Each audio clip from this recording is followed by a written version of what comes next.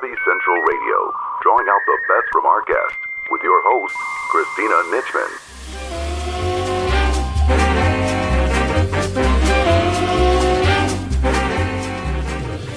Hello everyone and welcome to Savvy Central Radio. This is your host, Christina Nitchman. Each week, Savvy runs weekly broadcasts providing entrepreneurs and successful individuals a platform to express their dreams, hopes, lessons learned, expertise, and wisdom with the world. Our guests today are Janie Terrazas and Luis Santiago, founders of the Love Coaches. As relationship and life coaches, their goal is to empower and encourage and guide others to reaching their full potential in love and life. In this show, they share their safe communication method.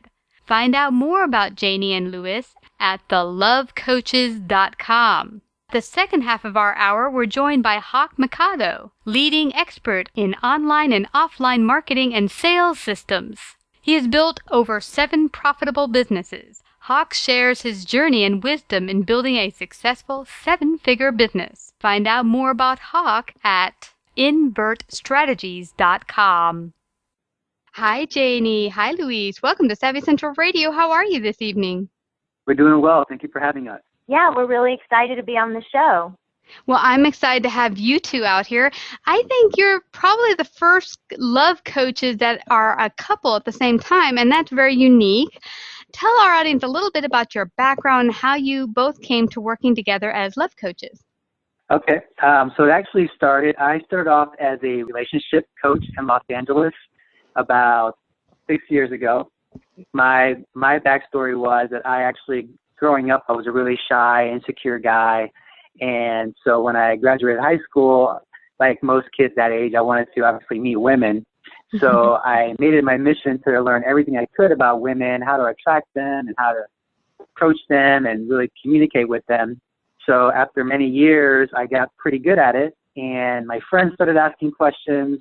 And, my female friends started asking questions about relationships because they thought I was, having a great time dating and meeting women. And so fast forward many years later, and I'm in Los Angeles. I was going back to Los Angeles. A job here in San Antonio had fallen through. And I was kind of, in one of those stages, not sure what I wanted to do, a little bit lost. And luckily, Janie and I were together. And this was before her and I got married. She was real encouraging, and she's like, you're really passionate about all this relationship stuff and how men and women communicate. You should really look into doing a business with it.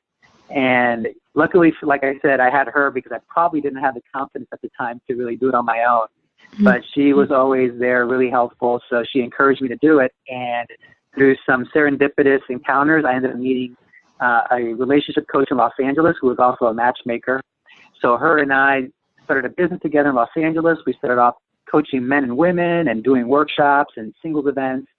And then a year after being in business together, her and I ended up being on NBC's The Match Off, which is a matchmaker reality show, which is really cool. And we ended up winning Best of the West Matchmakers. So that was really cool. So we ended up doing the business in Los Angeles for about 3 years. And then Janie and I got married. And once we got married, we moved to San Antonio where she grew up. And Janie was always behind the scenes doing our marketing. As you're about to see when she starts talking here, she's definitely the extrovert and the talkative one in our relationship. And so she was always behind the scenes doing my marketing and getting my name out there. So once we moved to San Antonio and we got married, it just made sense for her and I to coach together. She was starting to be around when I was coaching, and she was on her own journey. And we were just like, we should really just start coaching people together. And it's much more impactful when you have that male and female perspective. So about 3 years ago here in San Antonio was when we started the Love Coaches. So that's how her and I started coaching together. And I'll fill in some of the story here.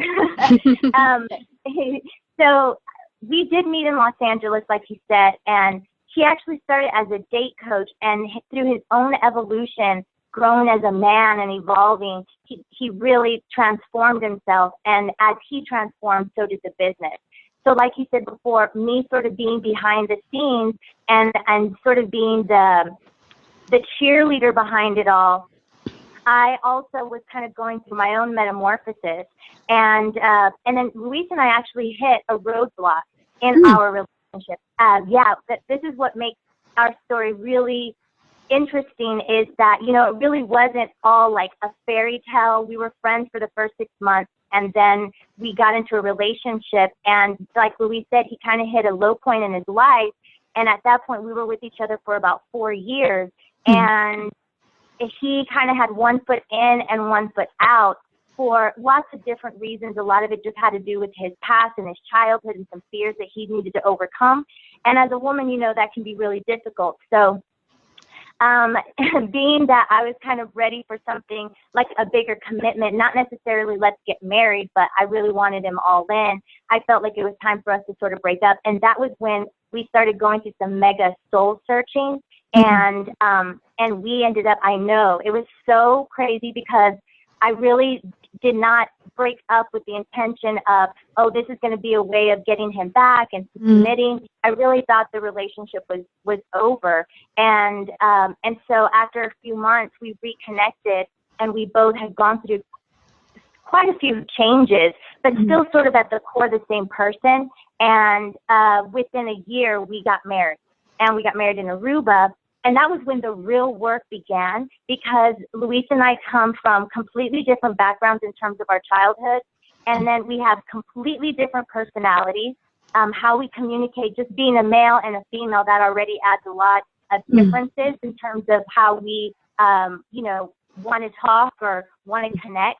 And then on top of that, add our personalities. So we're coming from like 2 different ends of the spectrum. And for us to finally find our harmony, we realized all of our trials and tribulations and our breakup and everything that we've been through, we're very transparent with our clients. And I think that's where they feel most comfortable, or why they feel very comfortable with us, is because there's no judgment. You know, we always say it's not about judgment and criticism, it's about observation and reflection. And there's really nothing anyone can share with us about something they've done or felt or experienced that we would be like, oh my God, you know, that's horrible. What were you thinking? Because we all have our own journey. So, wow. I know it's kind of a long story, but that's kind of how we ended up where we are now. Wow, that is a tremendous journey. And I can kind of relate to that. I mean, my now partner, we've been together 9 years, almost 9.5 years. And it was interesting. After 4 years, we had a breakup that I thought would be permanent. And it turned out we separated for 90 days. And it was the best 90 days ever. It was heartbreaking at the time, but it was really good soul searching. And sometimes you don't always come back together, but sometimes you really need that time apart to really reflect and go within, see where's your journey. Are you on the same path? Can it fit? So I'm really glad you guys were able to come together. Yeah, that's actually pretty interesting, because Janie and I have also been together a total of 9 years also, which is interesting. And it was around the 4.5 year mark or so that the breakup happened. So that's pretty interesting that you and your partner and Janie and I have kind of the same timeline. Interesting. Well, I'd heard you said, and Janie mentioned something quite interesting. She had said that women and men communicate differently. You're both very different personalities. And I totally see that with my partner as well, because we're both very different. So you guys have a technique that you use to help your clients called S.A.F.E, Safe Communication Method. Is this a little bit what you're talking about, helping men and women communicate better? Yes, we found that the biggest problem that's going on with couples right now is our inability to be completely honest with each other.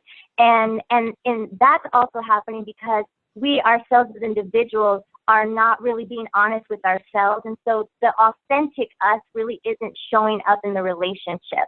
And so when we can start getting honest with ourselves and start getting comfortable being honest with our partners about everything, like we always say there's about 5 things that really create havoc in relationships. Mm-hmm. And you really have to find a happy middle ground. And then I'll go ahead and touch on the safe steps. The 5 things are usually money. The other one has to do with sex and intimacy. Also religion/spirituality. The other one would be children, kids. And then last would be family. And when I say family, I'm talking about our extended family, like in-laws and brothers, that type of dynamic. So a lot of times they're not really being real honest with each other about those things. And so there's a lot of resentment that starts to get built up over time. And so the SAFE method, it really is, the acronym is in perfect order because it starts with seek the truth. And so we help, it's not easy for a couple to go through that first step alone. It really does help to have somebody on the outside that's a mediator to kind of help you guys navigate through it. But we do have some questions, that they each fill out, and then they come together and we kind of review them. But really, once we get to seek the truth, which is about what do you really want? Why are you really wanting it? What do you really need? What's really lacking? What are you guys really upset about? What's at the root of all of this? So now you have all of that, and then we get into A, which is accept accountability and responsibility, because no matter every couple that has issues, there's always both people are bringing something to the table that's making it more difficult than it needs to be. And so, sometimes it is one person creating more havoc than the other, bad habits, things like that, but we all have them. And so it's really important for us to discover what are our nonverbals, what are the things that we're doing that are really making things not so, I guess, creating disharmony in the relationship. Then we get to the F, which is free your mind. Now we're getting to the place of freeing our mind of all the old baggage, all of the assumptions we've been making, all the wiring in our brain, that automatic pilot that makes you feel a certain way. And so we try to go through that. And then lastly, once you finally get to E, you're at a place of being able to express and expand your heart. Now you both are truly communicating because you're communicating effectively and honestly. And when you have that, now you've got trust and you have respect. And it's so much easier to stay committed and be loyal because you also have a really great friendship. And when you care about each other in this way, you really are able to create a passionate connection as well. And those are the two main things you want in a relationship. It's the friendship and the passion, and they both need to be nurtured. And that's a really good point there about the nurturing, because I think all things in life require that you continually look after them to build them to their full fruition and greatest extent. I like that you also mentioned communication, because I think women and men don't always communicate the same, if I'm correct. Right, Janie? Yeah, absolutely. Completely different. It's happened to Janie and I sometimes where we're, talking about something, and it's funny, words will just mean different things to different people depending not only on their sex, but also their personality, their background, their childhood. That's basically your personality is your filter, and your personality is the accumulation of basically your life. And then depending on the kind of life you had, the communication is going to differ from person to person. So what Janie and I also try to teach is, and instead of trying to be understood, is try to understand and communicate in the person's language, because you have to basically, it's like learning a new language technically when you're with someone. And so you need to find the words that work with them and what connects, what doesn't. So you can really, when you're trying to communicate something that might be difficult, hopefully it makes it a little easier for them to understand. Yeah, the delivery is everything, and also timing. Luis and I realized too, it's really important for couples to ask each other if now's a good time to talk about something instead of just springing it on them. That's a big factor that we try to, encourage people to take into consideration. Was there anything else you wanted to add on that? The timing is also very, very important, especially when it comes for women communicating to men. Because obviously women are a little, it's just the truth. Women are a little more comfortable discussing their feelings. I mean, that's not a bad thing. It's just a fact. And so for a man to feel like he's going to do that, he really needs to be in the right state of mind. And so if he's had a long day, or he's tired, or he's just not in the mood, it's real important for a woman to, it is important for her to discuss what she's feeling. So just ask the man first, hey, there's something really important I want to discuss. Is this a good time? How are you feeling?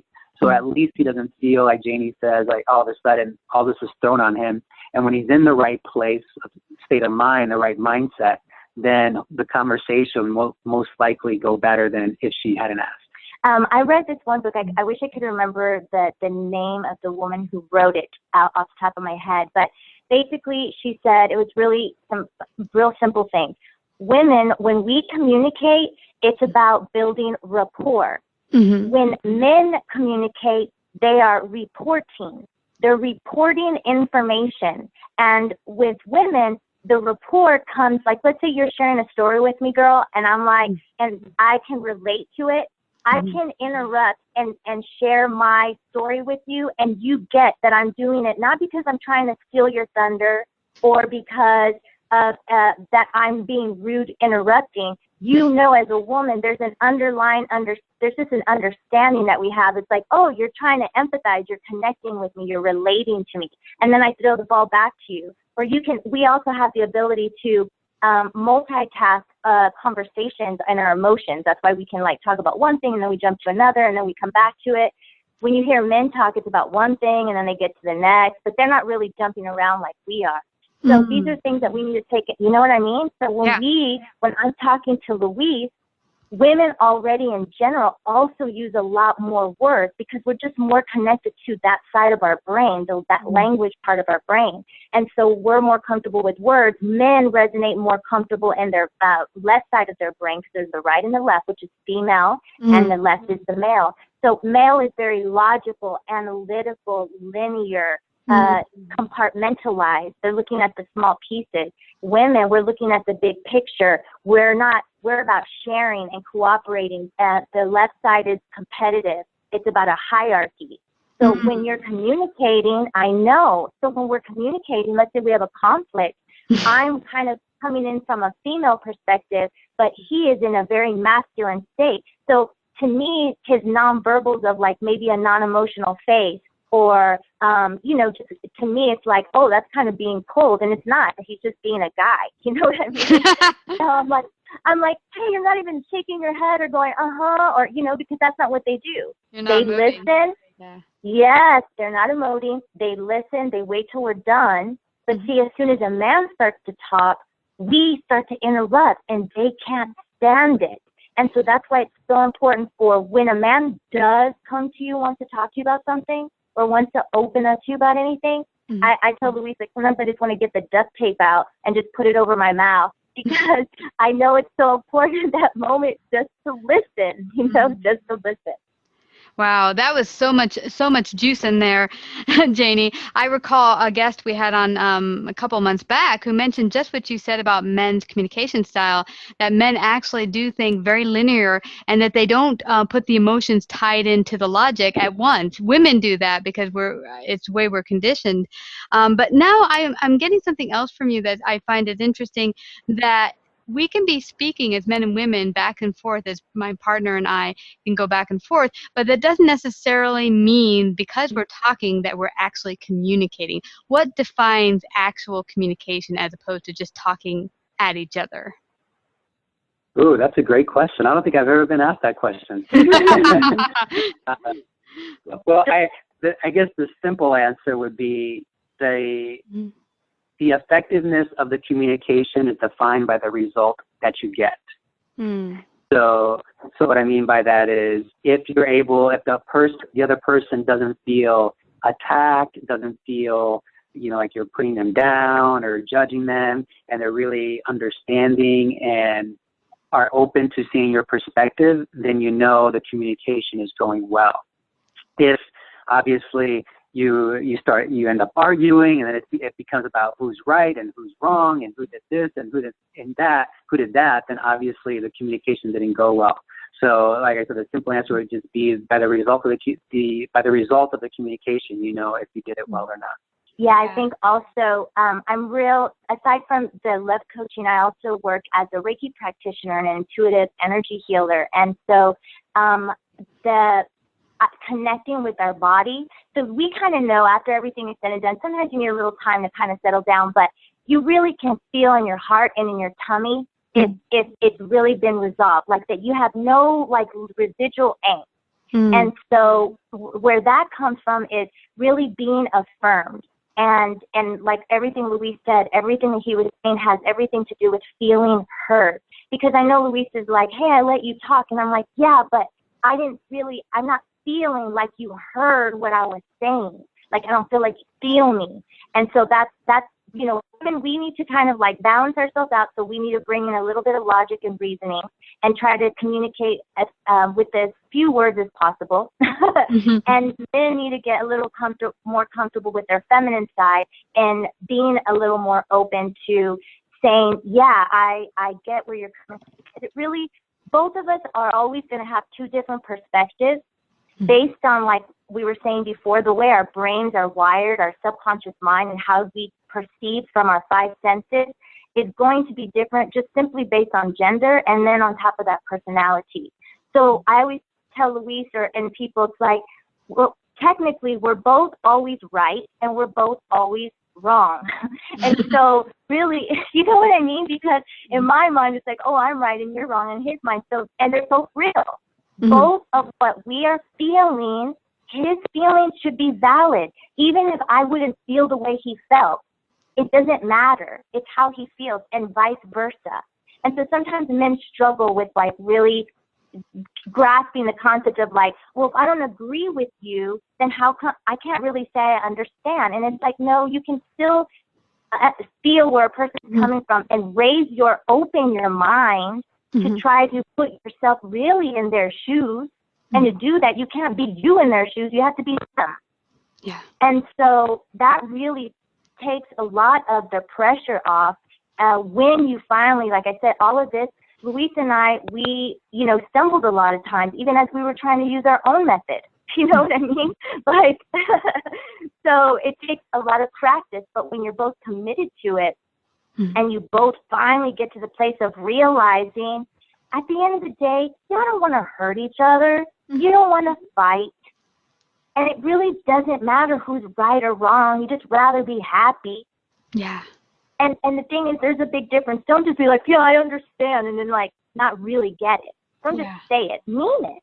Yeah, yeah. Go deeper and really try to see where they're coming from their point of view. Even if you can't completely get it because it is a different perspective, it's not your world. If you take a step back, sometimes you can really start to see things. Me and my partner Brian, when we were early on, I would come to him, and when we were early on in a relationship, and I would try to get him to see things from my perspective. So I got all these relationship books and said, hey, let's do some exercises tonight. How do you feel about that? He's like, not so much, actually. And I totally feel you. Usually women, we tell people, and I know women are going to hate hearing this, but it's just true because we are the nurturers. We will always be the leaders in love. We will be. I'm not saying that we need to bear the brunt of it. I'm just saying in general, we're going to be more comfortable with trying to take our relationship to the next level. And the only way to do that is to go deep, and women are just more comfortable doing that. One thing I tell guys, if your wife is kind of getting on you, throughout the day, or, maybe she's nitpicking, or you're not taking out the garbage or picking up after yourself or something, there's probably something else going on where she's not feeling loved, she's not feeling supported, she's not feeling desired. So a lot of times the way these negative behaviors end up manifesting in someone does come from a much deeper place. And that's where we really try to help couples.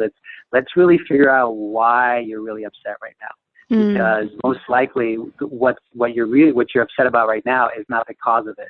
One example I give to couples, or both men and women, is no different than when you drop a pebble into the water and it creates all these ripples. And a lot of times that's what happens in relationships. People deal with the ripples, but they never really get to the pebble that caused the ripples. And so that's what we try to find, so that hopefully once we get there, we can clear it up and no longer will it come up again. Wow. That is very deep and very true. And I can now tell everyone that I think it's a great idea to talk to sometimes a third party, like maybe you guys, because it's a good idea when you're stuck in a relationship to really get that outside perspective to help you both see things and be heard, both of you be heard.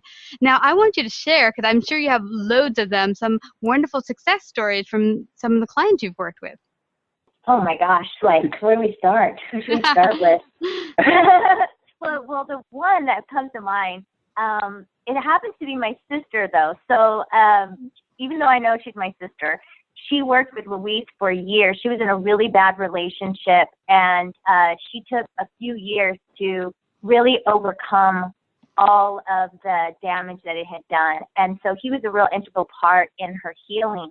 And he was the one that recommended her getting on Match.com, actually. She had tried it before, and so it's kind of a serendipitous story, but she ended up just recently getting married. And just to kind of give you an idea, my sister is like 6 foot. She's a big girl. She had also decided to take a vow of celibacy. Yeah, she was going to abstain from sex until she got married, even though she had already had sex. And she had a lot of things like kind of going against her, so to speak. And so through Luis and myself working with her, we really helped build her inner confidence, and that started to radiate a completely different persona. And then all of a sudden, you know, Luis is like, I'm getting this nudge to get you this Match.com thing. And so she decided to do it, and within 2 weeks, her and this guy connected, and within about like a year, something like that, they got married, and she could not be happier. And you know what? They actually came to see us the weekend that they got married because they wanted to be proactive. Yeah, they wanted to be proactive. They were already noticing where they were kind of butting heads, and they didn't want to wait till it got really bad. So they actually came to see us that weekend. Yay! Well, that is a really good point to make right there, that no matter where you are in your relationship, whether you've been married for years, whether you've just started dating, or you've been dating for years, it's always a good idea sometimes to take the outside perspective, have someone talk to comfortably. Well, they can help you sort through things that you might just not be able to see because you're too close to the problem. Exactly, yeah. Sometimes, your partner can't be the messenger, and because there's usually automatically kind of a wall there. And so that's why it's great to, seek out, whether it's a coach or a therapist or whatever, because just getting the other perspective usually ends up making things a little easier. And that's why I think clients really appreciate Janie and I, because they come here and they really are going to get both sides. And the great part is, it's great. And sometimes it's not for us, for Janie and I, but sometimes Janie and I might not agree on the situation when the person comes to us. And so we'll be sitting there, and it's great because we'll just give them both perspectives, and then we say, it's your choice now that you got to hear both sides. So I think that's what's really great about coming to Janie and I, because sometimes we agree, sometimes we don't, but ultimately the choice is always up to the client. Yes. And then also, too, some other clients that come to my mind are, we had a couple who basically they had been together 20-something years, had gotten divorced once before, and then got back together. And here they were, they never dealt with their original problems, and they were at a crossroads. And so there was some infidelity, and they were both really trying to figure out, how are we going to move forward? And, sometimes couples come to us, and the best thing is for them to basically go their separate ways. And we were there. We basically coached them together as a couple. They realized this was going to be the better thing. And they did have children, by the way. So they both started coming to us separately for counseling to kind of help heal through the breakup, and also address their original problems that were creating the disharmony in their relationship, because they knew they didn't want to carry that baggage into the new relationship. And so we even worked with their teenage children. Also, they had a son and a daughter who were kind of going through some tough stuff, and they asked us if we could speak to them, and we did. And so it was like this whole family thing that we were working on, and so it was really beautiful. And we also have one last thing on success stories. We also have some client testimonial videos on our website if people want to check that out also. Yeah, we have videos there and some stories that have been written. We even have another couple who there was some infidelity in their relationship, and they decided that they wanted to stay together and heal through it. And, that's a process. But they both were committed to doing the work, and so we're happy to say that they're still together, and actually want to do a little weekend retreat with us to kind of get to some other things that they're struggling with now. So we really have people like all across the board. Wow. Well, that's awesome to hear. Before we head on out, everyone can find out more about you at thelovecoaches.com, correct? Yes, they can go to our website, lovecoaches.com. We have several free PDFs there for couples and for single women. So there's all kinds of free content. Janie is a really great writer. She's got some blogs on there, and especially if you have a lot of female listeners, she does videos for just women. So there's all kinds of really cool stuff on our website that they can check out. Yeah, and for couples, we have, like you said, several freebies, but one of them is the RAD Love Deed, and stands for Respect, Appreciation, and Desire. And we share the little daily things that we do to make sure that we both make each other feel rad on a pretty consistent basis. Oh, I like that. Oh, we also have and I can't forget, oh my gosh, we have a book coming out. It should be available hopefully in the next few weeks. It's called Soul Song. It's how to illuminate your mind by reconnecting to your heart. And it's all about our illumination program, because we really believe if you find your inner light and connect with the love within, it makes it much easier for you to bring that love into your relationships, whether you're in one or looking to find a partner. Mm-hmm. It's the best way is to, know thyself and love thyself. Very, very good point, Janie. I heard a therapist say recently that a lot of people come to her office working on love relationships, something they bring to her office, and she always said, you got to love yourself first before you can, really bring to the other relationship or whatever relationship you're coming to work on. So I want to thank you both again for coming to Savvy. Before we head on out, are there any last words you'd like to leave with our audience? Well, speaking of we can just kind of come full circle with that one, what you just said. Yeah, instead of looking for the right person, just become the right person. Ooh, I love and so if you really work on yourself, like we just finished up, the person will come to you for sure. Yes, and really look at all your past relationships with a different perspective. Try to find the positives from it all and get to a place of being able to forgive yourself and forgive those who have hurt you or that you have hurt. Because that also is going to allow you to open and expand your heart into new realms and create a new kind of relationship. Yay, awesome. Well, I want to thank you both for coming today to Savvy Central Radio and sharing your gifts and wisdom in the realm of love. Thank you again. Thank you. Thank you for having us.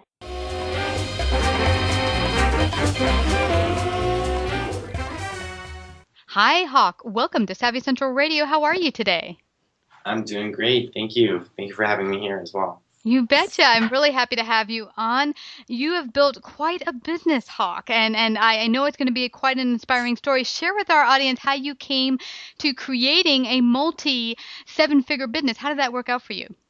A lot of growth, a lot of pains. There was a lot of things along the way, but a couple of the key kind of moments in our growth were bringing on partners, deciding that I couldn't do it all myself, and hiring a team, hiring employees, hiring contractors, and so that was one of the big key turning points in taking it from a multi-four-figure business, which that was a joke, but obviously a multi-four-figure business is one of the worst kind of businesses you can have, to a multi-six and then seven-figure business, and it's just being able to have a team that I can trust and that I can delegate to has made all the difference. And that little joke there is, for some people, actually a reality. They've been in business, or some people would just call it a hobby at that point because they're barely bringing in any money. But I think one of the key factors when I talk to them is they're really scared to hand off really menial tasks that really should not be done by them. And so what do you think the blockage is that stops a lot of businesses from really getting that help, whether it be vendors or employees and such? One of the biggest things that I've seen across the board from back when I used to do more coaching to now, we do more done-for-you services for our clients because of the clientele we work with. But the key kind of underlying fear of it all is that nobody can do it as good as I can. nobody can get it done as fast as I can.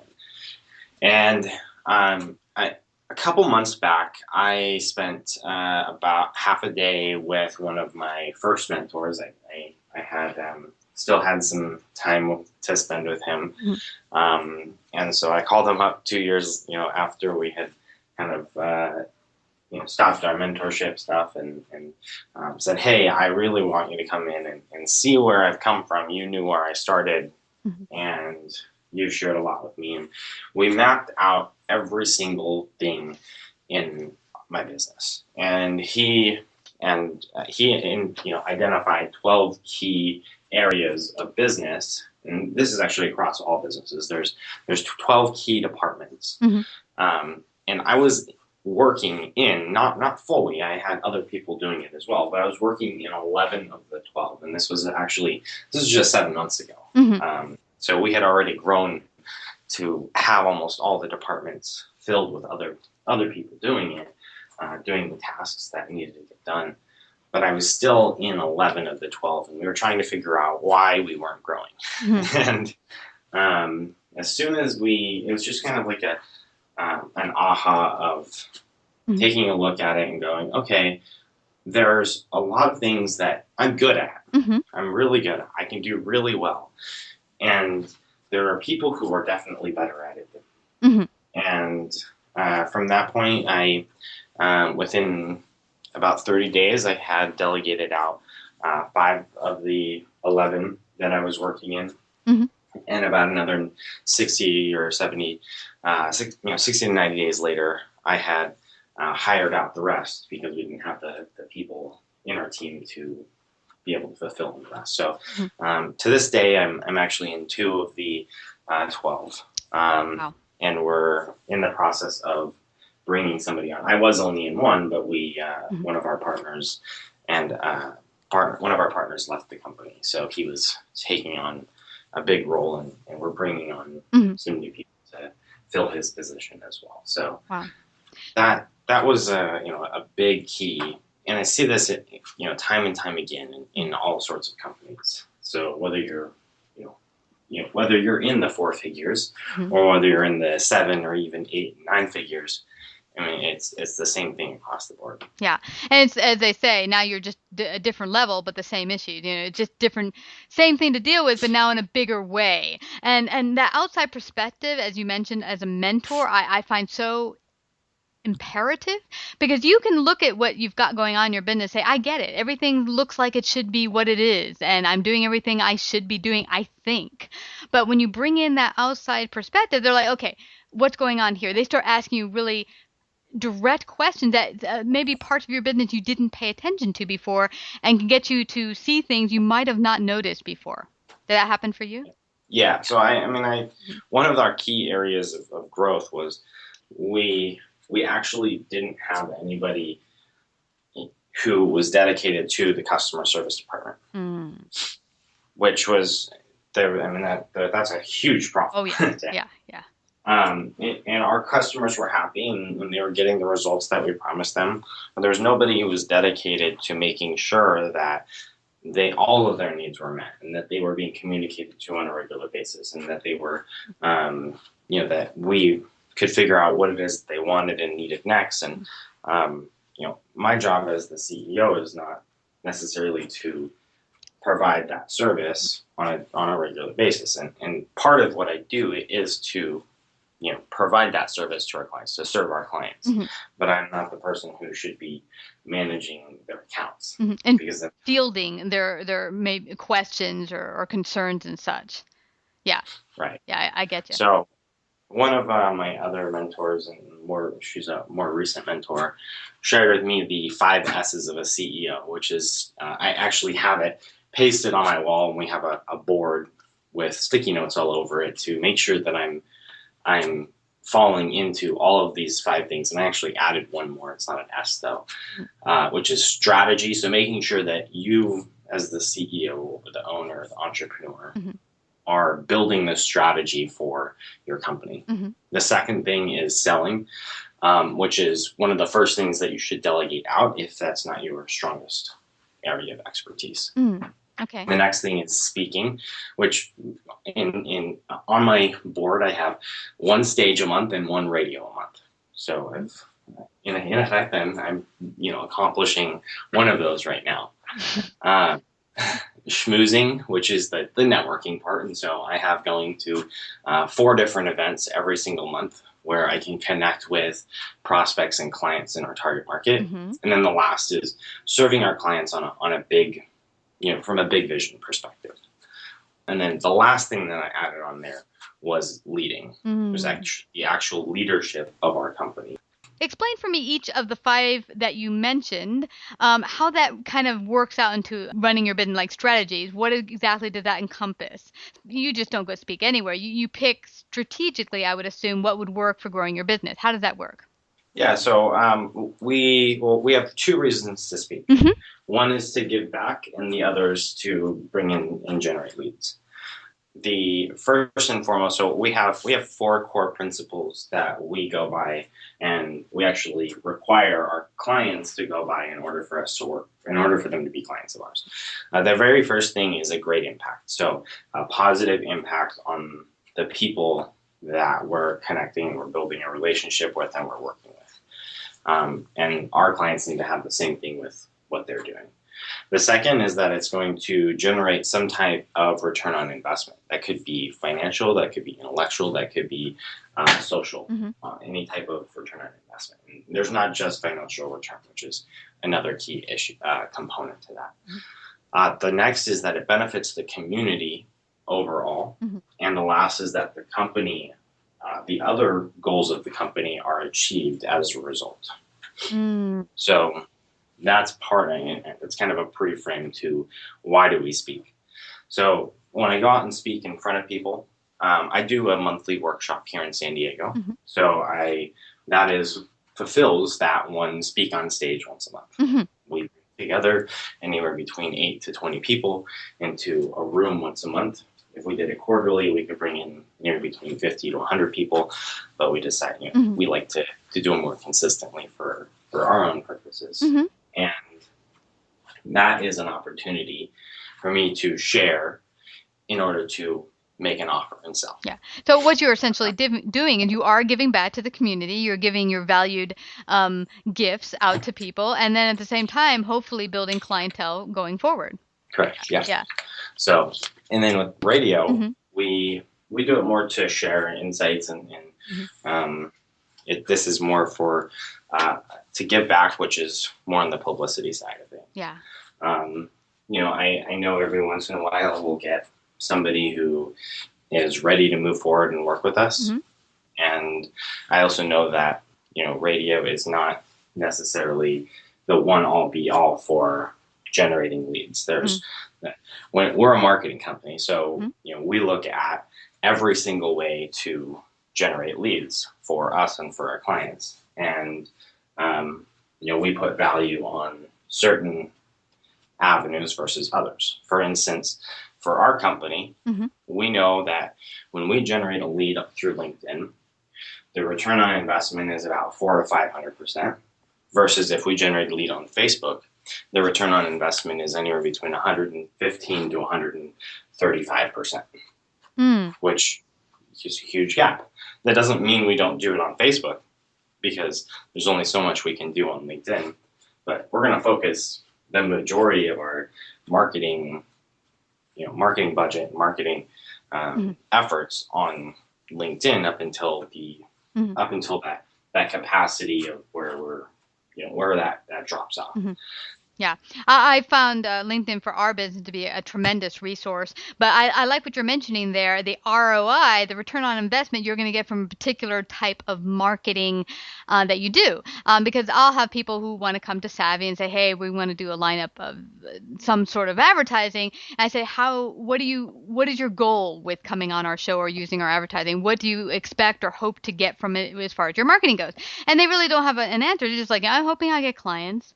But I mean, have you tested it? Would this type of genre or type of marketing work best for your business? Because not all, as you mentioned, not all social media sites will be best for your business. I mean, because a number of people I hear out there, oh, you need to be on every single social media, or you need to do 10 different podcasts a month, or whatever it might be.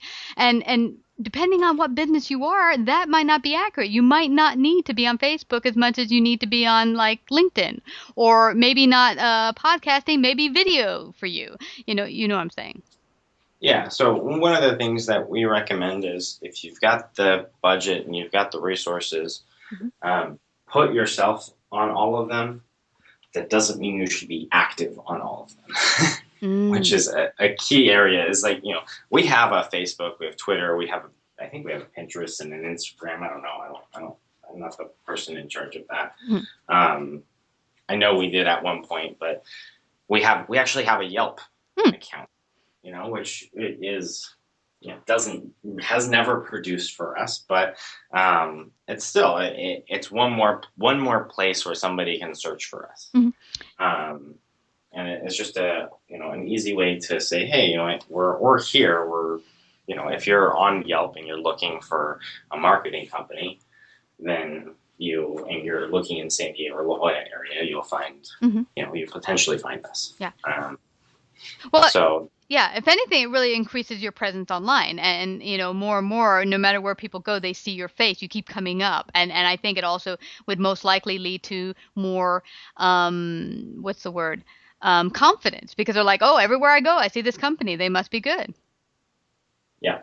So it provides that presence and the kind of brand awareness, but it's not not intended for necessarily generating leads, but just more for the awareness of we're out there. Yeah.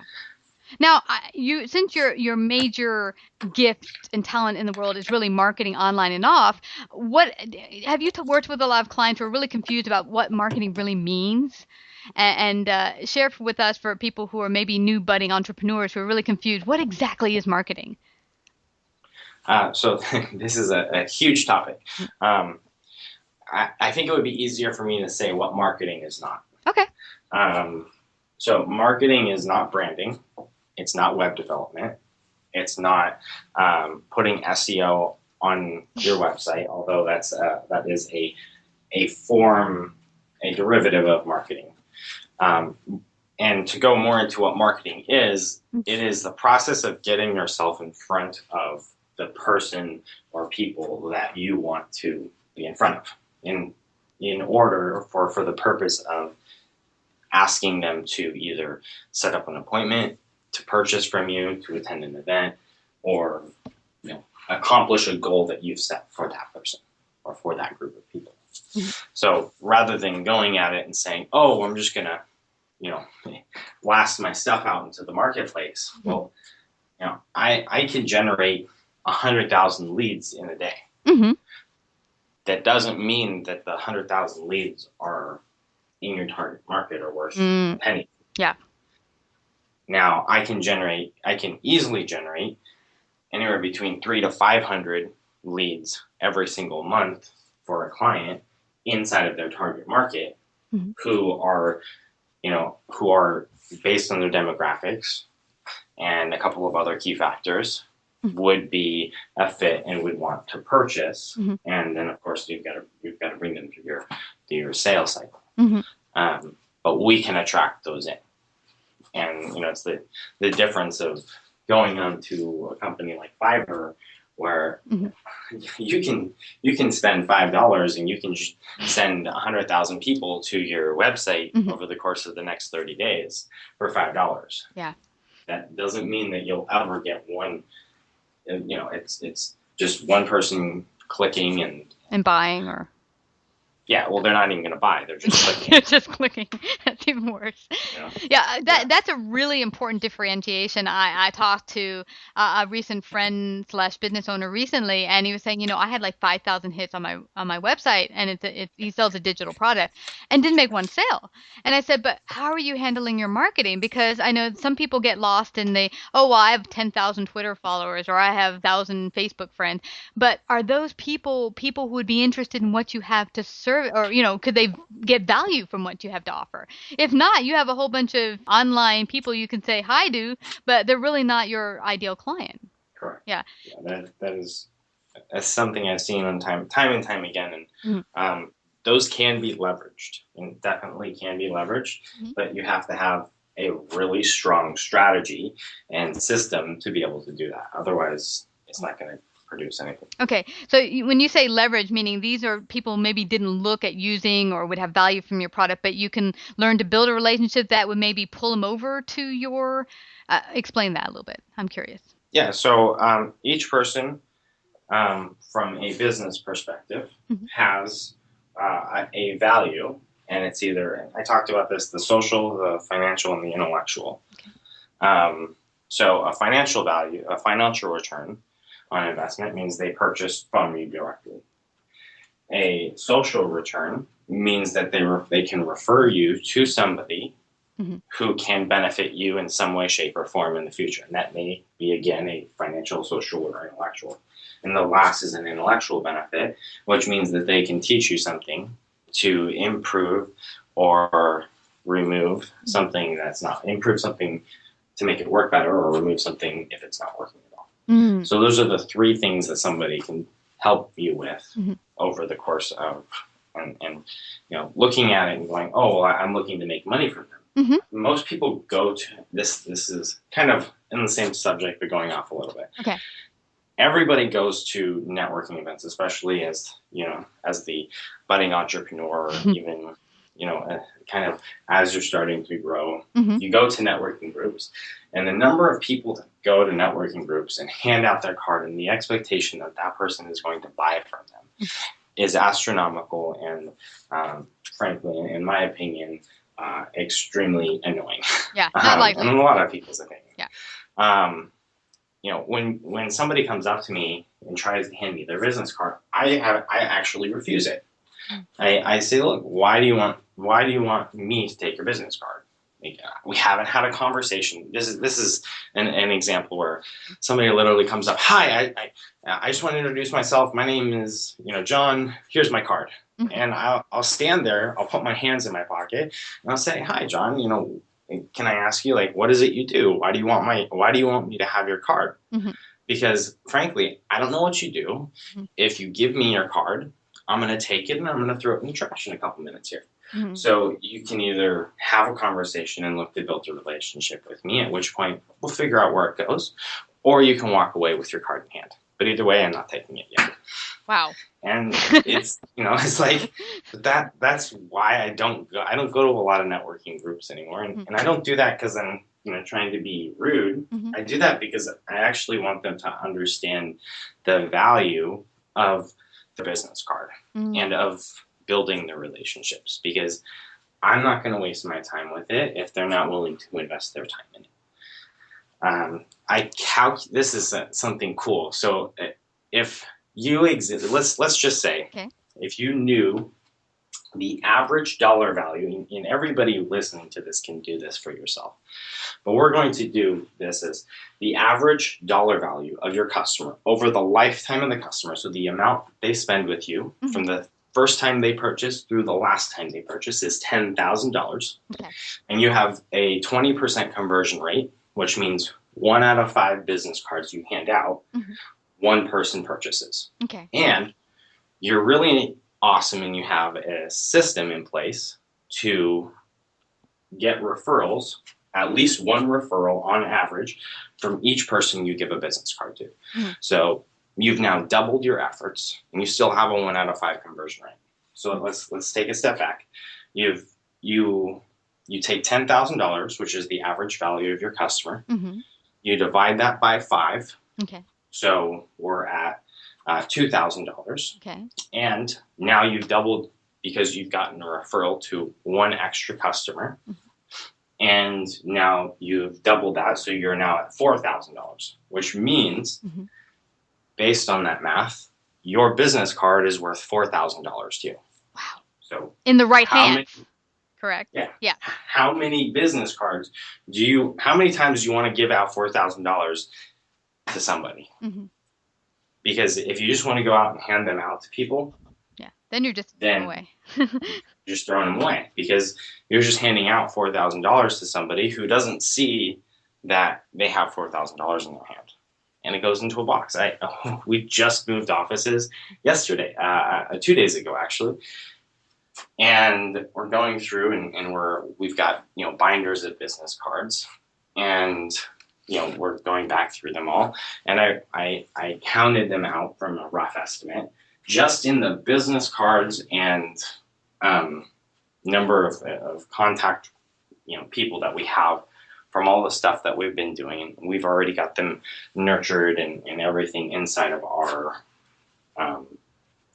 CRM. We have 1,700 cards just in our office.